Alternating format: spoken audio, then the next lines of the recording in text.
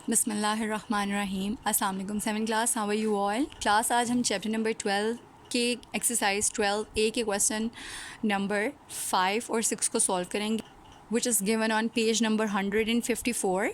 Question number 5 and 6 को solve करेंगे। जी class, हमारे पास क्वेश्चन नंबर 5 में वो कहता है कि इन द गिवन फिगर, ये हमारे पास एक फिगर है, उसमें उसने आपको बताया कि A B, line A B is parallel. दो लाइंस जो लगी होती हैं इनको क्या, ये कौन सा साइन होता है? पैरेलल का।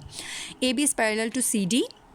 ए बी आपको क्लियरली नज़र आ रहा होगा, ए बी एक लाइन है और एक सी डी लाइन है। ये दोनों क्या हैं क्लास? आपस में पैरेलल हैं, इनका डिस्टेंस सेम है, ये दोनों एक दूसरे को टच भी नहीं कर रही, और ये गिवन इन्फॉर्मेशन भी है क्लास के हमारे पास ए बी और सी डी दोनों क्या हैं क्लास? पैरेलल हैं, राइट। नेक्स्ट इन्फॉर्मेशन है P Q is perpendicular to A B. जो हमारे पास पी क्यू है वो ए बी के परपेंडिकुलर है। आपको नज़र आ रहा होगा पी क्यू ए बी के परपेंडिकुलर, ये हमारा ए बी है और ये उसके ऊपर 90 डिग्री का एंगल फॉर्म कर रहा है, इसलिए इसको क्या कहेंगे? ये इन्फॉर्मेशन है गिवन कि ये परपेंडिकुलर, ये जो साइन होता है ना, ये इसको कहते हैं perpendicular. So P Q is perpendicular to A B and L M is perpendicular to C D. L M जो है वो सी डी के परपेंडिकुलर है। Find the measurement L M if measurement P Q is 1.4 centimetre.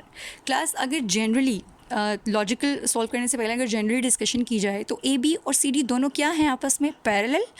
इनके ऊपर आप कभी भी कोई भी पॉइंट्स का पेयर लेते हैं ना, तो वो हमेशा आपस में क्या होंगे? वो भी आपस में पैरेलल ही होंगे। आप यहाँ पे पी क्यू का जो डिस्टेंस लिया ना आपने, जो लेंथ लिया है, फॉर एग्जांपल जैसे उसने क्वेश्चन में 1.4 कही है ना, आप यहाँ पे कहीं भी किसी भी पॉइंट पे, यहाँ पे कोई भी पॉइंट ले लो, फॉर एग्जांपल यहाँ पे मैं आर और एस लेती हूँ, ठीक है। तो जितनी पी क्यू की लेंथ है ना बेटे, आप पैरेलल होने की वजह से जितने पॉइंट्स भी आगे लोगे, जितने भी पेयर्स लोगे, उनकी लेंथ भी कितनी आएगी? 1.4 ही रहेगी।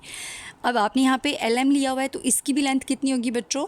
पी क्यू के बराबर ही होगी। जितनी पी क्यू की लेंथ है, आप जितने पॉइंट्स लेते जाओगे ना ए बी और सी डी के ऊपर, वो सब आपस में इक्वल आएंगे। बिकॉज रीज़न क्या है बच्चों? ये दोनों क्या है आपस में? ए बी और सी डी आपस में पैरेलल हैं, तो इनकी वजह से इनके ऊपर जितने पॉइंट्स ले जाएंगे वो भी ऑटोमेटिकली आपस में पैरेलल हो जाएंगे और उनकी लेंथ आपस में इक्वल आएंगी। चलिए हम इनको सॉल्व करते हैं। जी क्लास, सोल्यूशन में सबसे पहले आप लोग चैप्टर का नेम लिखते हो, एक्सरसाइज मेंशन करते हो, क्वेश्चन मेंशन किया। क्वेश्चन को आपने डॉटेड फॉर्म में नहीं लिखना, प्रॉपर फॉर्मेट में लिखना आपने, ठीक है। उसके बाद ये फिगर आपको पेपर में भी बनी हुई मिलेगी, आपने ये कॉपी में खुद ड्रॉ कर लेनी है, राइट। ये आप लोग खुद ड्रॉ करोगे, ये जो फिगर है।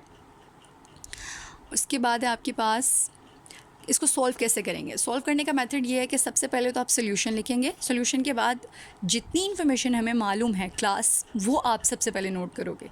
इन्फॉर्मेशन में सबसे पहली इन्फॉर्मेशन ये थी कि जो ए बी और सी डी हैं, ये दोनों आपस में क्या है? पैरेलल। तो मैंने भी ये लिखा, line A B is parallel to C D. Next information ये क्वेश्चन के अंदर दी हुई थी। नेक्स्ट इन्फॉर्मेशन क्या थी? P Q is perpendicular to A B. तो हमने भी पी क्यू को ए बी के ऊपर क्या किया? परपेंडिकुलर इन्फॉर्मेशन को नोट किया। थर्ड इन्फॉर्मेशन थी कि एल एम जो है वो सी डी पर परपेंडिकुलर है, राइट। वो भी हमने नोट कर लिया। परपेंडिकुलर का साइन ये होता है और पैरेलल का दो पैरेलल लाइंस होती हैं, राइट। उसके बाद है इन दिस वे आप उनको मेंशन करो कि अब आप उसको बताओगे कि इसी तरह क्या हुआ कि जो हमारे पास एल एम है, क्योंकि ये ए बी और सी डी आपस में पैरेलल थी, तो जो पी क्यू और एल एम है ये भी आपस में क्या हो गए हैं? पैरेलल हो गए हैं। क्योंकि डिस्टेंस क्या होता है, जिस मर्जी पॉइंट पेयर के पॉइंट पे ले लें, पॉइंट का पेयर हो तो वो हमेशा जो है ना पैरेलल ही होता है, इक्वल होता है। तो एल एम और पी क्यू, ये जो दोनों परपेंडिकुलर्स थे ना, ये दोनों भी आपस में पैरेलल हो गए। उन दोनों को आमने सामने लिखे और सेंटर में पैरेलल का साइन लगाएं, राइट। हमने ये दोनों को आमने सामने लिखा और इनमें पैरेलल का साइन डाला। इसकी वजह से जो एल एम है वो पी क्यू के पैरेलल होने की वजह से, पैरेलल का मतलब इक्वल, तो एल एम इक्वल्स है पी क्यू के। और पी क्यू की लेंथ बच्चों क्वेश्चन में उसने हमें बहुत क्लियरली बताई है, वो क्या है? 1.4 सेंटीमीटर। ऑटोमेटिकली आप उसकी जगह उसका आंसर लिख दो, पी क्यू की जगह 1.4 सेंटीमीटर। तो एल एम की भी क्या आ जाएगी? Length 1.4 centimetre. बहुत सिंपल क्वेश्चन था बच्चों, लॉजिकल क्वेश्चन था कि क्लास आपके पास दो लाइन्स पैरेलल हैं, आप उनके ऊपर जितने मर्जी परपेंडिकुलर्स लो, सब के सब परपेंडिकुलर्स आपस में पैरेलल होने की वजह से आंसर सेम देंगे। तो हमने पहले 3 बातें लिखी क्वेश्चन की जो हमें मालूम थी। तीनों बातें लिखने के बाद हमने दोनों जो परपेंडिकुलर्स थे उनको आपस में पैरेलल करके इक्वल किया, उसकी वजह से हमारे पास एल एम की लेंथ आ गई। अब हम नेक्स्ट क्वेश्चन करते हैं। जी क्लास, क्वेश्चन नंबर 6 में वो कहता है, एक और इसने हमें यहाँ पे फिगर दी हुई है, ठीक। उसमें उसने कहा है कि in the given figure A B is parallel to C D. Of course आपको नज़र आ रहा होगा ए बी और सी डी आपस में क्या है? ए बी और सी डी आपस में पैरेलल हैं, right. P Q and R S two transversal, ये तो आप सबको पता है कि एक हमारे पास पी क्यू है ट्रांसवर्सल, क्योंकि ये ए बी और सी डी दोनों पैरेलल लाइंस को दो डिफरेंट पॉइंट्स पे क्या कर रहा है, इंटरसेक्ट कर रहा है। तो ये एक ट्रांसवर्सल है हमारे पास, और एक है आर एस। जिस तरह हमने प्रीवियस क्वेश्चन में जो है ट्रांसवर्सल के कॉन्सेप्ट्स यूज़ करके, कॉरिस्पॉन्डिंग एंगल्स के कॉन्सेप्ट यूज़ करके एंगल्स फाइंड आउट किए थे, इसमें भी हम यही करेंगे, इवैल्यूएट यानी फाइंड आउट करें the angles X Y and Z. आपके पास जो फिगर है क्लास, ये हमारी फिगर है जो उसमें हमें दी हुई है, और वो इसमें हमसे डिमांड क्या कर रहा है कि दो हमें ट्रांसवर्सल दे दिए, पहले हम ये वाला ट्रांसवर्सल यूज़ करेंगे और ये दोनों एंगल्स फाइंड आउट करेंगे, फिर हम ये वाला ट्रांसवर्सल यूज़ करेंगे और फाइंड आउट करेंगे। क्लास क्वेश्चन स्टार्ट करने से पहले मैं यहीं पे आपसे डिस्कशन करना चाहती हूँ कि आप सबको ये बात बहुत क्लियरली मालूम है कि जब भी आपके पास ट्रांसवर्सल होता है तो जो कॉरिस्पॉन्डिंग एंगल्स होते हैं वो हमेशा बराबर होते हैं। देखिए जी, ये हमारा एक ट्रांसवर्सल है, इसकी कौन सी साइड है, ये राइट साइड, और ये कौन सी साइड है, लेफ़्ट साइड। राइट साइड पे लाइंस के ऊपर वाले angle same position same side, तो वो आपस में क्या होते हैं बच्चों, एक जितने होते हैं, एक साइज़ के होते हैं, एक ही साइज़ के होते हैं, ठीक है। जो इसका साइज़ होता है इस एंगल का, वो भी दूसरे कॉरस्पॉन्डिंग का होता है। सो 60 डिग्री इसका है, तो y का ऑटोमेटिकली आंसर क्या होगा बच्चों, 60। हमारे पास एक का तो आंसर आ गया। अब हमने x को फाइंड आउट करना है। आपको ये बात बहुत अच्छे से पता है कि ये एक लाइन है ना, आप बुक को थोड़ा सा रोटेट करके देखें, ये हमारे पास एक लाइन है, ठीक है। तो इसके ऊपर टोटल ये जो लेंथ, तो एक लाइन के ऊपर सम ऑफ एंगल्स कितना होता है बच्चों, 180। एक लाइन है ना, उसके ऊपर एंगल का टोटल कितना होता है, 180। मेरे पास इसका आंसर है 60। 180 में से अगर मैं 60 माइनस कर दूं तो मेरे पास क्या रह जाएगा, 120। इसका मतलब x का आंसर क्या आएगा मेरे पास, 120। सो क्लास मैंने ये तीनों एंगल्स मेरे पास आ गए, 60 भी आ गया, x भी आ गया। 60 तो ऑटोमेटिकली दिया हुआ था, हमने इसको यूज़ करके दोनों एंगल्स को फाइंड आउट कर लिया। ये कॉरिस्पॉन्डिंग एंगल्स थे आपस में 60 और y, और जो एंगल x था वो मैंने कैसे फाइंड आउट किया कि लाइन के ऊपर, एक लाइन पर सम ऑफ एंगल्स कितना होता है, 180। 180 में से मैंने 60 माइनस कर दिया तो 120 आ गया। इसी तरह अब हमारे पास एक ट्रांसवर्सल यूज़ कर लिया, सेकंड ट्रांसवर्सल है आर एस। इसमें हमारे पास 75 का एंगल है, तो आप इसमें भी क्या करोगे, रोटेट करके देखें बुक को।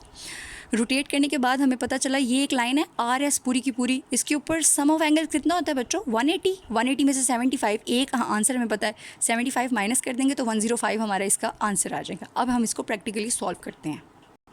जी क्लास, सबसे पहले आपने क्वेश्चन जो है उसको नोट करना है, उसकी स्टेटमेंट लिखिएगा क्वेश्चन नंबर 6 की, फिर आपने डायग्राम बनानी है। डायग्राम बनाने के बाद आपने सोल्यूशन में सबसे पहला स्टेप लिखना है, as we can see in the given figure. हमारे पास गिवन फिगर में जो पी क्यू है, पी क्यू, इसके ऊपर मैंने आपको पहले भी बताया था कि पी क्यू के ऊपर जो हमारा सम ऑफ एंगल्स होता है किसी भी पॉइंट के ऊपर, इसका सम ऑफ एंगल्स कितना है, 180, ठीक है। स्ट्रेट लाइन जो भी होती है उस पर हमेशा 180 डिग्री बनती है। एंगल्स की जो टोटल एंगल्स होते हैं ना वो कितने होते हैं, 180 डिग्री के होते हैं। हमें यहाँ पर दो एंगल्स पता है, दो एंगल्स हैं इस लाइन के ऊपर, 60 और x गिवन है, ठीक है। एक एंगल 60 का और एक x है जिसके बारे में हमें नहीं पता, तो हम लिखेंगे कि दोनों को प्लस करने से measurement angle x plus 60 is equal to 180। Total तो यही होता है ना, दोनों को प्लस करके कितना आएगा, 180 आएगा। वो लिखा 60 इस साइड पे प्लस हो रहा है, दूसरी साइड पे जाके क्या हो जाएगा, माइनस हो जाएगा। तो एंगल x कितना आ गया, measurement angle x is equal to 120। 180 में से 60 गए 120। उसके बाद यहाँ तक क्वेश्चन सॉल्व हो गया। अब आपने देखना है कि एंगल y, क्लास आपने क्लियरली इस फिगर को देखते हुए, ये देखें क्लास, आपके पास एंगल 60 है, वो कॉरस्पॉन्डिंग एंगल होने की वजह से ये देखें राइट साइड पर है और लाइन के ऊपर AB के ऊपर और CD के ऊपर, ये दोनों एंगल आपस में कॉरस्पॉन्डिंग है, इसलिए एंगल Y का आंसर क्या आएगा class, angle Y is equals to 60। और आपने मेंशन करना है कि ये कॉरस्पॉन्डिंग एंगल्स हैं, राइट क्लास। इसके बाद आप क्या करोगे, नेक्स्ट हम क्वेश्चन नेक्स्ट जो है वो फाइंड आउट करेंगे। सिमिलरली हमारे पास RS है, RS, इसके ऊपर भी हम 180 डिग्री टोटल होता है हमारे पास, उसमें से एक हमें पता है और सेकंड का आंसर हमारे पास नहीं है, Z का आंसर नहीं है, एंगल Z। तो हम क्या करेंगे, तो अगेन वही रिपीट करेंगे मेथड। सिमिलरली RS जो हमारी लाइन है RS इज इक्वल टू 180, यानी कि इसके ऊपर जितने एंगल्स बनेंगे उनका टोटल कितना होता है, 180। तो मेजरमेंट एंगल Z प्लस, यानी कि ये दोनों प्लस हो जाएं तो 180 आता है हमारे पास, तो हम लिखेंगे measurement angle Z plus 75 degree is equal to 180 degree. उसके बाद हमें कौन सा एंगल चाहिए, जी का एंगल ये इस साइड पे रहेगा, 75 दूसरी साइड पे जाके प्लस है तो यहाँ आके माइनस हो जाएगा। तो जब 180 में से 75 माइनस हुआ तो 105 डिग्री आंसर आ गया। तो हमारे तीनों एंगल फाइंड आउट हो गए, एंगल जी, एक्स और वाई, तीनों को आप इस तरह जो है ना 1 बाय 1 करके लिखें और आगे आंसर मेंशन कर दें। ओके क्लास, अब आपने ये जो दोनों क्वेश्चन हैं अच्छे से अंडरस्टैंड करके कॉपीज़ में नोट करना है इनको। स्टे ब्लेस्ड, अल्लाह हाफिज़।